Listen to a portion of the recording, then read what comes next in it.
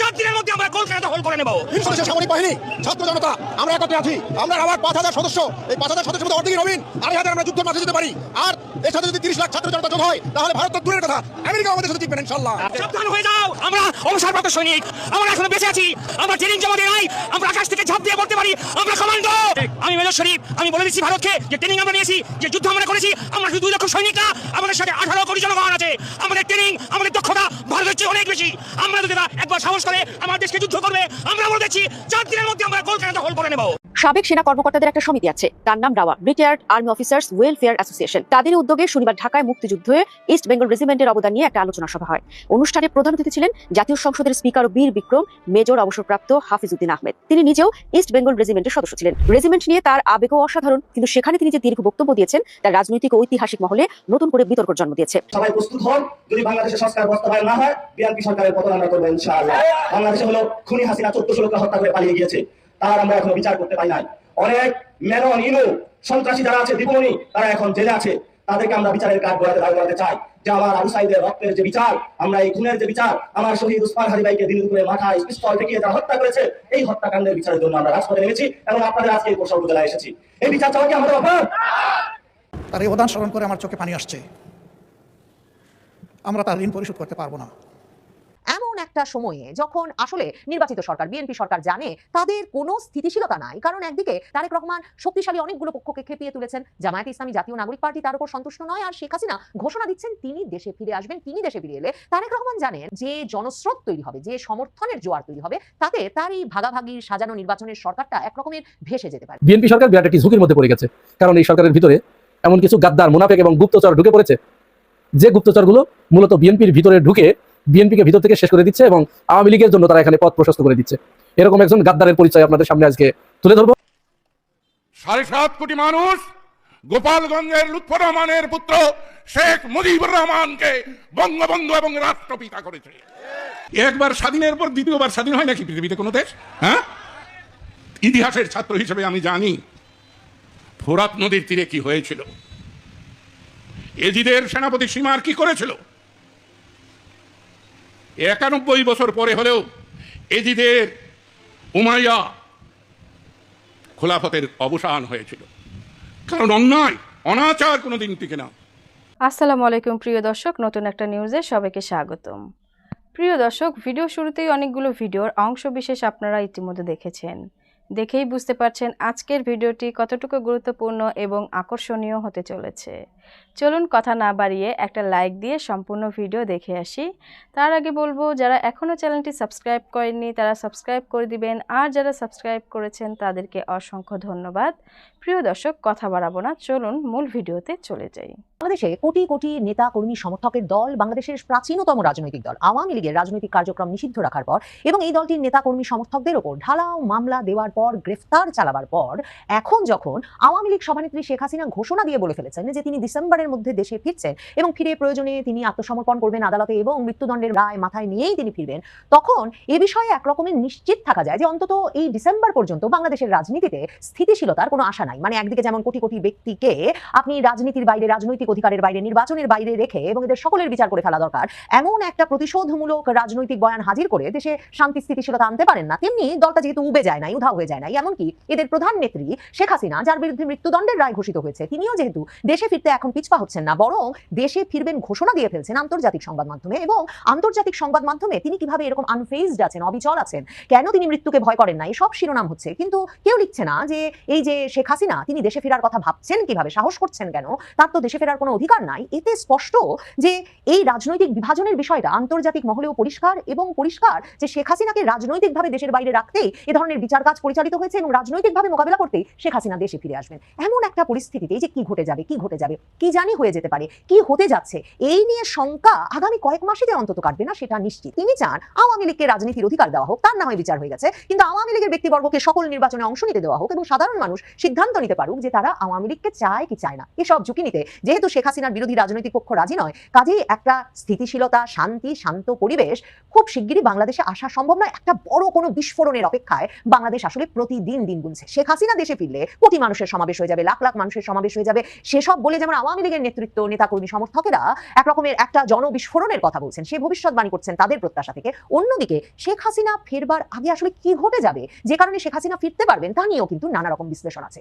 এমন পরিস্থিতিতেই কিন্তু একটা অন্য পক্ষ সবসময় একরকমের অস্ত্রে শান দিতে থাকে, একরকমের গুছিয়ে রাখে যে এই ফাঁকেই ঢুকে পড়া যায় কিনা, ক্ষমতায় বসে পড়া যায় কিনা। শেখ হাসিনা বারবার বলতেন পঞ্চদশ সংশোধনী যে তারা এনেছিলেন সংবিধানে 2011 সালের জুন মাসে, যে সংশোধনীটা মাত্র বাতিল হলো, এমনকি আপিল বিভাগের রায়েও সেই সংশোধনীর মাধ্যমে আওয়ামী লীগ সরকার অবৈধভাবে ক্ষমতা দখলের সকল পথ বন্ধ করেছিল এবং ওই যে সংবিধান স্থগিত রাখা এসবের সকল পথ বন্ধ করেছিল। শেখ হাসিনা বারবার বলতেন, বিশেষ করে ওই যে 2011 সরকারের অভিজ্ঞতার পর 2008 নির্বাচিত হয়ে ক্ষমতায় আসবার পর সেই সংসদেই কিন্তু এই পঞ্চদশ সংশোধনী পাশ করা হয়েছিল এবং তখন আওয়ামী লীগ সরকারের কথা ছিল এই যে 11 সরকারটা যেভাবে গঠিত হলো, পেছনে সেনাবাহিনী, সামনে সুশীল সমাজের প্রতিনিধিরা, এ ধরনের ব্যবস্থা বাংলাদেশের গণতান্ত্রিক প্রেক্ষাপটে চিরতরে বন্ধ করা দরকার। ওই যে সেনানিবাস থেকে যখন তখন বেরিয়ে এসে সালাম দিয়ে দেশের দায়িত্ব নিয়ে ফেলা, এই সংস্কৃতি থেকে যেমন বেরিয়ে আসা দরকার। শেখ হাসিনা বারবার চিহ্নিত করতেন বাংলাদেশের সুশীল সমাজকেও, যারা 11 সময় মুখোশ খুলে বেরিয়ে এসেছিলেন এবং তারা রীতিমতো ক্ষমতা দখল করে বসেছিলেন এবং -2 ফর্মুলা, 2 নেত্রীকে চলে যেতে হবে, সব কলাম লেখা শুরু করেছিলেন। প্রথম আলোর সম্পাদক মতিউর রহমান, প্রথম আলো ডেইলি স্টারের নেতৃত্বে আর্মি পেছনে রেখে সুশীল সমাজের প্রতিনিধিদের সামনে বসিয়ে বাংলাদেশের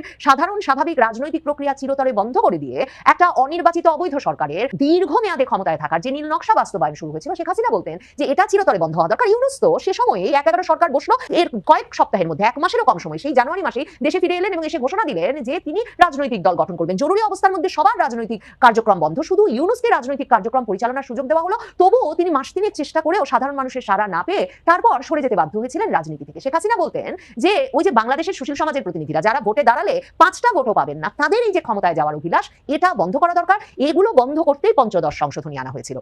পঞ্চদশ সংশোধনী বাতিলের মাধ্যমে উচ্চ আদালত বাংলাদেশে তত্ত্বাবধায়ক সরকার ব্যবস্থা আবার ফিরিয়ে এনেছে। সেটা বারবার আলোচিত হচ্ছে, শিরোনাম হচ্ছে বটে, কিন্তু অত্যন্ত উল্লেখযোগ্য বিষয় হচ্ছে এমন একটা সময়ে যখন আসলে নির্বাচিত সরকার, বিএনপি সরকার জানে তাদের কোনো স্থিতিশীলতা নাই। কারণ একদিকে তারেক রহমান শক্তিশালী অনেকগুলো পক্ষকে খেপিয়ে তুলেছেন, জামায়াতে ইসলামী, জাতীয় নাগরিক পার্টি তার উপর সন্তুষ্ট নয়, আর শেখ হাসিনা ঘোষণা দিচ্ছেন তিনি দেশে ফিরে আসবেন। তিনি দেশে ফিরে এলে তারেক রহমান জানেন যে জনস্রোত তৈরি হবে, যে সমর্থনের জোয়ার তৈরি হবে, তাতে তার এই ভাগাভাগি সাজানো নির্বাচনের সরকারটা একরকমের ভেসে যেতে পারে। এই পরিস্থিতিতে তারেক রহমান এটাও জানেন শেষ পর্যন্ত আন্তর্জাতিক পক্ষগুলোর সঙ্গে তাকে যারা সমর্থন দিয়েছিলেন, সেই সেনাবাহিনী যাকে সমর্থন এখন দেবেন, তিনি ক্ষমতায় টিকে থাকবেন। আরব বসন্তের কথা মনে করেন, 2011 সালের পর একের পর এক দীর্ঘ শাসনের অবসান ঘটলো আরব দেশগুলোতে। তিউনিসিয়া, মিশর এবং লিবিয়া, সিরিয়া, ইয়েমেন, এসব দেশে আরো সংঘাত প্রবল হলো যে দীর্ঘ শাসন, স্বৈর শাসকদের, ক্ষমতাধর শাসকদের, একনায়কদের শাসনের অবসান ঘটাতে হবে। কিন্তু এর পরপরই নির্বাচন হলো বা যেসব পট পরিবর্তন ঘটলো, তার পরিপ্রেক্ষিতে দেখা গেল সেনাবাহিনী এক এক দেশে এক এক রকম ভূমিকা নিল এবং সেনাবাহিনী যে ভূমিকা পালন করতে চায় সে ভূমিকাটাই আসলে আন্দোলনের এবং গণতন্ত্রের প্রকৃতি নির্ধারণ করলো। মিশরে আবদেল ফাতাহ আল সিসির মতো একজন কঠোর সামরিক শাসককে বসিয়ে আবারও দশকের বেশি ধরে সরকার পরিচালনা যেমন চলছে, তেমনি তার মাধ্যমে মুসলিম ব্রাদারহুড সহ ইসলামী চরমপন্থী গোষ্ঠীগুলোকে ঠেকানো গেল। তিউনিসিয়ায় সামরিক বাহিনী পেছন থেকে বারবার গণতান্ত্রিক ধারা সুসংহত করতে নানা রকম গণতান্ত্রিক উত্তরণের পথ পরিচালনায় প্রধান ভূমিকা পালন করতে থাকলো। লিবিয়া, সিরিয়া, ইয়েমেনে সামরিক বাহিনী সংঘাতকে আরো প্রবল করে তুললো। কাজেই আরব বসন্তের কথাও যদি মাথায় রাখি, আন্দোলন কোন ধারায় যাবে, 2024 জুলাই আগস্টের আন্দোলনটাও সফল হবে কি হবে না, সেটা কিন্তু ওয়াকারুজ্জামানের বাহিনী শেখ হাসিনার নির্দেশনা মোতাবেক সেনাবাহিনীর দায়িত্ব পালন করবে, সরকারকে রক্ষায়, জানমালের নিরাপত্তা রক্ষায় কাজ করবে, নাকি আসলে আন্দোলনের পথে পরিচালিত হবে, আন্দোলনকারী পক্ষের পক্ষ নেবে। সেই সিদ্ধান্তে যখন ওয়াকারুজ্জামানের বাহিনী আন্দোলনকারীদের পক্ষে গেছেন, তখনই কিন্তু শেখ হাসিনা সরকারের পতন হয়েছে। কাজেই তারেক রহমান জানেন যে শেখ হাসিনা যে হুঙ্কার ছাড়ছে যে তিনি দেশে ফিরবেন, একদিকে সেটা যেমন আন্তর্জাতিক পক্ষগুলোর সমর্থনে ঘটতেই হবে, তার পেছনে আন্তর্জাতিক পক্ষগুলো না থাকলে শেখ হাসিনার এমন ঘোষণার প্রতিক্রিয়াই হতো ভিন্ন। তেমনি তারেক রহমানও জানেন যে এই সময়টায় সেনাবাহিনীর ভেতরে একটা আলাদা উত্তেজনা, আলাদা আলোড়ন সৃষ্টি হতে পারে নানা কারণে। একদিকে শেখ হাসিনাকে সমর্থন দিয়ে দেশে ফিরিয়ে আনবেন এই ওয়াকারুজ্জামান বাহিনী, সেটাকে বিশ্বাস করবার কারণ আছে কিনা। অন্যদিকে এই যে পঞ্চদশ সংশোধনী বাতিল হয়ে গেল, এর ফলে মার্শাল ল জারি করে সেনাবাহিনীর ক্ষমতা দখলের যে পথ প্রশস্ত হলো, তাতে সেনাবাহিনীর পক্ষে ক্ষমতা গ্রহণ করা সম্ভব। এবং অনেকেই বলছেন সেরকম একটা পরিস্থিতিতে সকলেরই 11 সরকার দায়িত্ব নেওয়ার পরেও যেটা হয়েছিল যে একটা সীমিত পরিসরে রাজনৈতিক কর্মকাণ্ড পরিচালনার অনুমোদন দেওয়া হয়েছিল, ঘরোয়া রাজনীতির অনুমোদন ছিল, জরুরি অবস্থা জারি হয়েছিল এবং সে পরিস্থিতিতে শেখ হাসিনা যেমন দেশে ফিরে আসতে পারবেন, পারবেন এবং আদালতে যাবেন, এবং আদালতের পরিস্থিতিও তখন বদলে যাবে, কারণ সেটা তখন সরাসরিভাবে জামায়াত ইসলামী বিএনপির নিয়ন্ত্রণে আর থাকবে না। শেখ হাসিনা সহ আওয়ামী লীগও তখন যেমন সীমিত পরিসরে রাজনীতি করতে পারবে,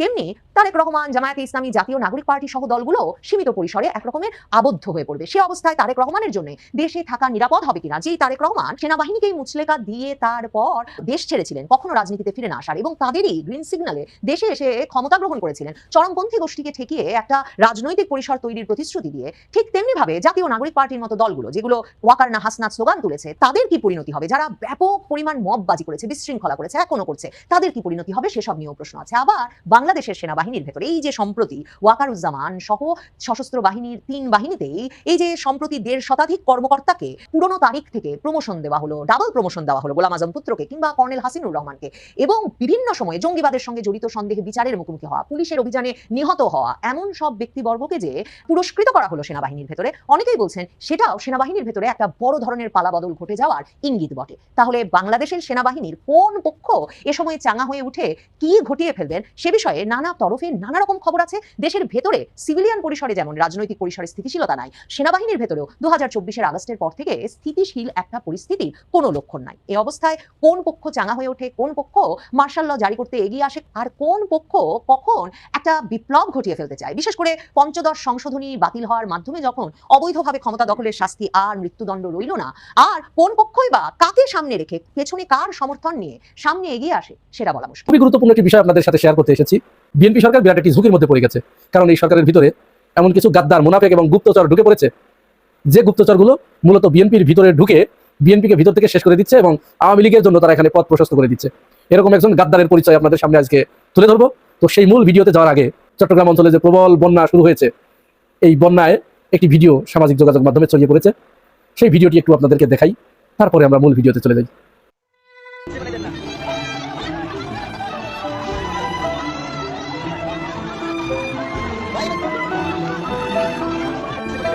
ঘটনাটি চট্টগ্রামের সাতকানিয়ায়। একজন সন্তান সম্ভবা নারী, তিনি তার হয়তো আর কয়েকদিন পরেই তার সন্তান প্রসব করবেন। ঠিক তার আগ মুহূর্তে চট্টগ্রাম পানির নিচে তলিয়ে গেছে। আর মানুষের ঘরবাড়ি যখন পানির নিচে, তখন তার জীবনের মায়া ত্যাগ করে তার আগত সন্তানের জন্য পৃথিবীর এই আলো বাতাস নিরাপদ রাখতে সেই মা গাছের মাথায় উঠে গাছের ডালে তিনি এইভাবে জীবনপাত করছেন। মহান মালিকের দরবারে আমাদের প্রার্থনা করা ছাড়া এই মুহূর্তে আসলে আমাদের কিছু করার নাই। মালিক, তুমি এই সমস্ত মা বোনদের, চট্টগ্রাম এলাকার মানুষদেরকে তুমি হেফাজত করো, তোমার রহমতের চাদর এদেরকে ঢেকে দাও। তুমি ছাড়া এই মুহূর্তে তাদের রক্ষা করার মতো আর কেউ নাই। আর দেশবাসীর প্রতি আমাদের আহ্বান, আপনারা কারো সমালোচনা না করে কে কিভাবে সেখানে ঝাঁপিয়ে পড়েছে, কে কিভাবে সাহায্য সহযোগিতা নিয়ে এগিয়ে গেছে, এই সমালোচনাটুকু না করে আপনারা ঝাঁপিয়ে পড়ুন। গত 2 দিন ধরে জামাতের আমিরকে এক শ্রেণীর মানুষ এই দেশের, তারা নোংরা এবং কুৎসিত ভাষায় সমালোচনা করছেন, গালাগালি করছেন, কারণ তিনি গেঞ্জি গায়ে ছুটে গেছেন। তিনি মানুষ, আপনাদের মতো অমানুষ নয়। জামাত আমিরের এই ঘটনার পরে বান্দরবানের বন্যায় দেখুন বিএনপির একজন সাংসদ সদস্য সাসিং প্রু, তিনি দেখুন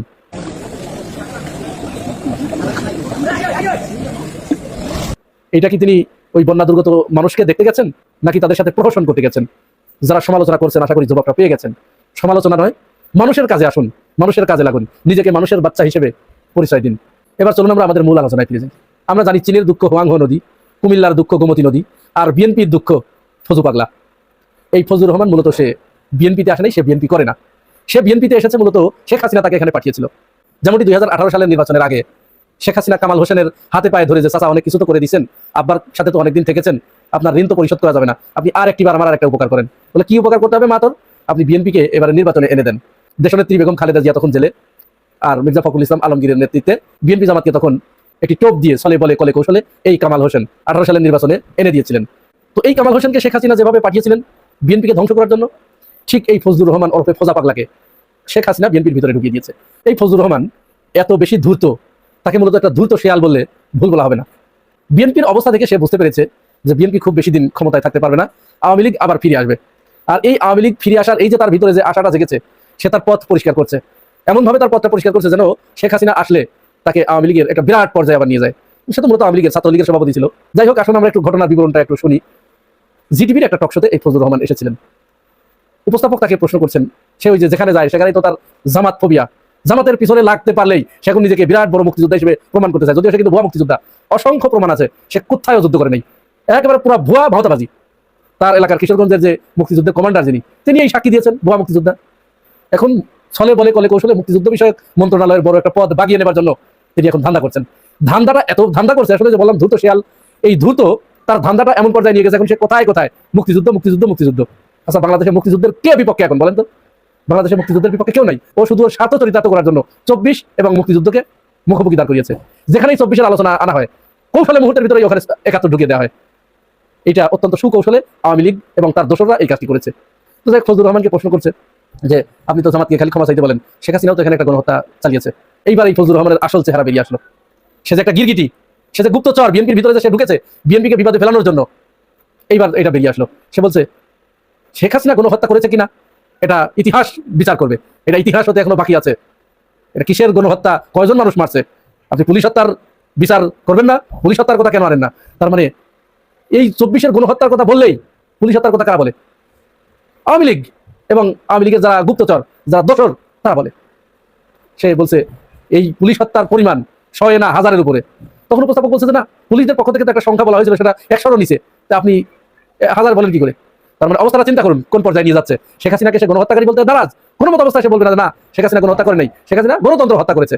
চিন্তা করেন, বয়ানটা চিন্তা করেন, পুরা শেখ হাসিনা এবং ভারত তাকে যা শিখিয়ে দিয়েছে সে এখানে সেইটা বলছে সে গণতন্ত্র হত্যা করেছে, এটা বলতে পারেন, কিন্তু গণহত্যা করেছে এটা ইতিহাস বলবে। ইতিহাস হতে এখনো অনেক সময় বাকি আছে। তিনি বলছেন এক একজন এক এক কথা বলে, এই যে এক একজন এক এক ধরনের সংখ্যা দেয়, কেউ বলে 800, কেউ বলে 1400, কেউ বলে 2000। উপস্থাপক তখন বলছে ঠিক আছে আমরা জাতিসংঘ এটাই ধরি, জাতিসংঘ বলেছে 1400+, আমরা এটা ধরি।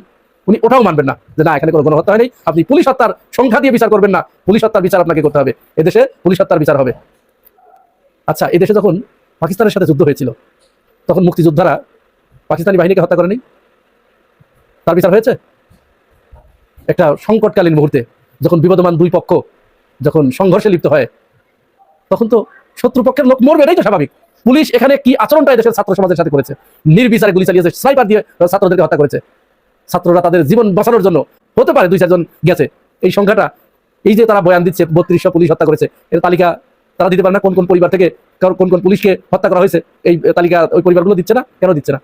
আর পুলিশ তো সেটা দিয়ে বলেছে, কথা সেটা না, কথা হচ্ছে ফজলুর রহমান বিএনপির ভিতরে এসে আওয়ামী বয়ান কেন সে ফেরি করছে, আওয়ামী লীগকে কেন সে ডিফেন্ড করছে। এই ধূর্ত শেয়াল বিএনপিকে ভিতর থেকে একেবারে ধ্বংস করে দেওয়ার জন্য মূলত সে আওয়ামী লীগের হয়ে কাজ করছে।